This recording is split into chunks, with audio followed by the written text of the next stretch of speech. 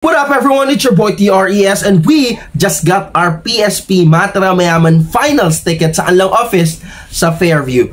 And this is our official prediction sa championship battle between 6th Threat versus Mott. These are the keys to victory para sa akin ni 6th Threat. Quantity of punchlines na maitatama niya or landed. Number 2, thoughtful arguments. And number 3, element of surprise. Number 1, quantity of punchlines na maitatama niya. In Mott's recent battles, he is heavily criticized na may mga round nga daw siya na medyo nakukulangan ang mga tao pagdating sa punchlines. Lalo na naging evident ito nung battle na ni Pistol nung second round niya na parang masyado daw maraming dry spots at medyo dragging yung ibang angulo.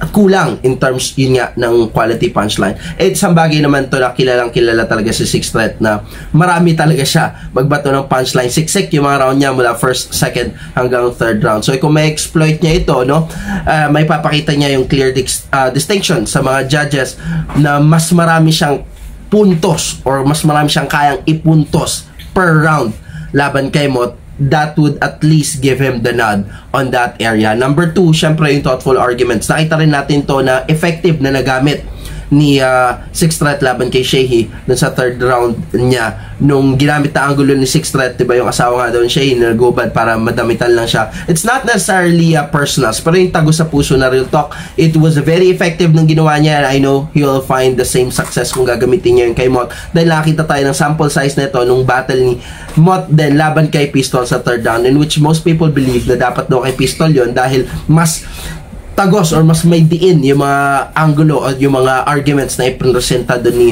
Pistol sa third round. And I believe in my heart that 6th Threat can do a very, very good job on that area. And pangatlo, syempre, element of surprise. Bakit? Kailangan natin take in consideration, no, na si 6th Threat po ang dadayo, okay, para sa championship na ito. And it's not an easy task palagi para sa isang underdog. Though, syempre, 6th Threat may pangalan na yan, still, iba pa rin po yung battle format na ikaw yung dadayo. So, yung element of surprise would give him at least a psychological edge na masusway niya yung mga tao on his side na parang hindi naman sila bias kay Mott pero syempre yung leanings nila para sa kanilang hometown hero which is Manila, yun nga ay si Mott. So if 6th Threat could showcase something surprising, that would give him another advantage na makuha niya etong championship na ito. Para naman kay Mott, I believe ang kanyang mga keys to victory is creative angles. Siyempre, siksikin niya yung mga rounds niya for the same reason na sinabi ko nila and ma-showcase niya yung kanyang calling card even more so sa battle na to.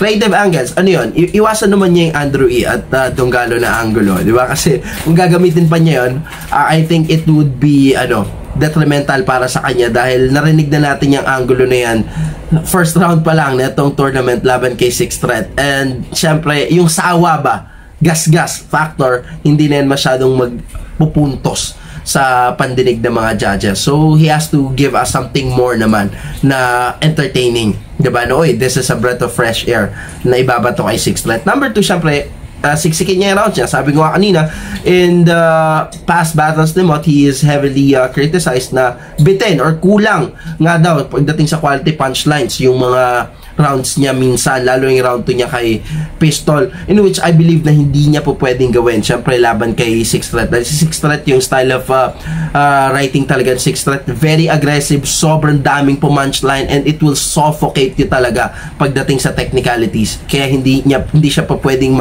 magpabaya or he cannot hold back. Kailangan mag-all in siya dito sa sulat niya sa all 3 rounds laban kay 6th Threat, and that would cover yung mga butas sa kanya on this battle. And syempre number 3, yung pag-showcase niya ng calling card niya. Nakita natin yung sample size niya laban niya kay Lanceta and may kita nyo yung cravings ng mga tao na marinig yung classic nga daw na Mott kasi it's been a while since narinig natin na siniksik ni Mott ng kanyang calling card, yung baliktaran, di ba? Yung mga rounds niya mula first, second, and third round. And kung magawa niyo yun, I think this is the best time na talagang masiksik or ibuhos niya na, use it to the fullest yung style na yon mula first, second to third round, I think psychologically he will satisfy yung cravings ng mga tao and yung mga judges that would give him the victory on this one. So who do I think would win? Man, it's a very, very tough call to make para sa akin because I really believe that both of these MCs are evenly matched up. They are heavyweights in every sense of the word, and every element there is a battle up. I think not only that they can showcase, but they can exceed and put their own flavor para ma-supercharge pa yung mga element na yon. And I think both of them are a household name for a reason, diba? Si Mot at saka si Sixth Threat. So I think it will just come down kung sino unang magkakamali, and that's something na the other MC can leverage or exploit on.